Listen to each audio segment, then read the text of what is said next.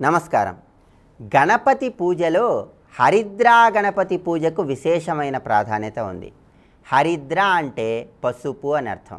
హరిద్రా గణపతి అంటే పసుపుతో తయారు చేయబడినటువంటి గణపతి విగ్రహానికి చేసే పూజ అని అర్థం. హరిద్రా గణపతి అంటే పసుపుతో తయారు చేయబడినటువంటి గణేశుడి యొక్క రూపుకు చేసే పూజ అని అర్థం. మనం గృహంలో ఏ శుభకార్యాన్ని నిర్వహిస్తున్నా సరే ముందుగా పసుపు గణపతిని పూజిస్తాం. పసుపుతో గణపతి రూపును తయారు చేసి తమలపాకులో ఉంచి దానికి పూజను నిర్వహించిన తర్వాతే ఇతర పూజా కార్యక్రమాలను ఇతర వ్రతాలను నిర్వహిస్తాం. మరి పసుపుతో తయారు చేయబడినటువంటి గణపతి రూపుకు చేసే పూజకు ఎందుకు ఇంత విశేషమైన ప్రాధాన్యత ఉంది? హరిద్రా గణపతి పూజ ద్వారా, హరిద్రా గణపతి అర్చన ద్వారా కలిగే ప్రయోజనాలు ఏమిటి? ఈ విషయాన్ని పరిశీలిస్తే పార్వతీదేవి నలుగు పిండితో పసుపుతో గణపతిని తయారు చేస్తున్నటువంటి తరుణంలో గణపతితో పాటుగా 20 మంది ఉపగణపతులను కూడా సృష్టించింది. కనుక ఎవరైనా సరే వినాయకుడిని అర్చన చేయాలంటే వినాయకుడితో పాటుగా పార్వతీదేవి సృష్టించినటువంటి 20 మంది ఉప వినాయకులను కూడా అర్చన చేయాలని గణేశ పురాణంలో చెప్పడం జరిగింది. 20 మంది ఉప వినాయకులు, ప్రధాన వినాయకుడు, మొత్తం 21.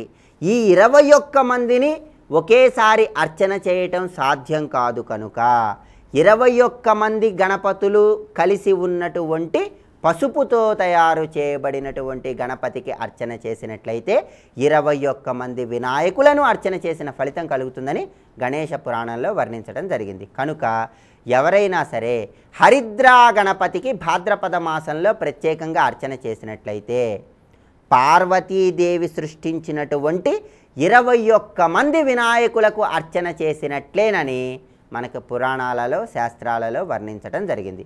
కనుక హరిద్రా గణపతికి అర్చన చేసే సమయంలో మంత్రశాస్త్రపరంగా ఏ శ్లోకాన్ని జపం చేసుకోవాలో ఇప్పుడు మనం చూద్దాం.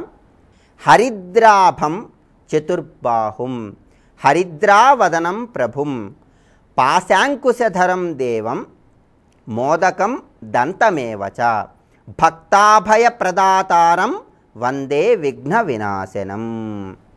ఈ శ్లోకాన్ని జపించుకుంటూ పసుపుతో తయారు చేయబడిన గణపతిని అర్చన చేయాలి. అదేవిధంగా పరమేశ్వరుడు త్రిపురాసురులు అనేటటువంటి రాక్షసులను సంహరించేటటువంటి తరుణంలో త్రిపురాసురుల యొక్క 3 పురాలను 3 భవనాలను నందీశ్వరుడు తన కొమ్ము మీద అలా ఒకే దిశలో నిలబెట్టాడు. వెంటనే పరమేశ్వరుడు నారాయణాస్త్రాన్ని ప్రయోగించాడు. ఆ త్రిపురాసురులు అనేటటువంటి రాక్షసులు, ఆ రాక్షసుల యొక్క భవనాలు మొత్తం కుప్పకూలిపోయినాయి. అయితే పరమేశ్వరుడు ప్రయోగించినటువంటి నారాయణాస్త్రం యొక్క తాకిడికి నందీశ్వరుడి యొక్క కొమ్ము విరిగిపోయి భూలోకంలో పడింది. అప్పుడు పరమేశ్వరుడు ఆ కొమ్మును వెతికి తెమ్మని గణపతికి చెప్పాడు. గణపతి భూలోకానికి వెళ్ళి నందీశ్వరుడి యొక్క ఆ కొమ్మును తీసుకుని వచ్చి పరమేశ్వరుడికి ఇచ్చాడు. వెంటనే పరమేశ్వరుడు ఈ రోజు నుంచి నందీశ్వరుడి యొక్క ఈ కొమ్ము పసుపు కొమ్ముగా భూలోకంలో విరాజిల్లుతుందని, ఆ పసుపు కొమ్ములో నువ్వే ఉంటావని గణపతికి వరంగా ఇచ్చాడు. కనుక ఎవరైతే పసుపుతో తయారు చేయబడినటువంటి గణపతిని అర్చన చేస్తారో వాళ్ళకి గణేశుడి యొక్క అనుగ్రహం సులభంగా కలుగుతుందని, పరమేశ్వరుడే పసుపు కొమ్ములో గణపతిని ఉండమని నిర్దేశించాడని పురాణాల్లో చెప్పడం జరిగింది. కనుక పసుపుతో తయారు చేయబడిన గణపతికి అర్చన చేస్తున్న తరుణంలో హరిద్రా గణపతికి సంబంధించిన ఏ శ్లోకాన్ని జపం చేసుకోవాలో ఇంకొకసారి చూద్దామా మరి. హరిద్రాభం చతుర్బాహుం హరిద్రావదనం ప్రభుం పాశాంకుశధరం దేవం మోదకం దంతమేవచ భక్తాభయ ప్రదాతారం వందే విఘ్న వినాశనం. గణపతిని అర్చించండి, సకల విఘ్నాలను తొలగింపజేసుకొని అష్టైశ్వర్యాలను పొందండి. ఇప్పుడు శుభదినం అనే అంశంలో ఈనాటి విశేషం ఏంటో, ఈనాడు ముఖ్యంగా ఆచరించవలసిన విధి విధానాలు ఏమిటో పరిశీలిద్దాం. సర్వే జనాః సుఖినో భవంతు.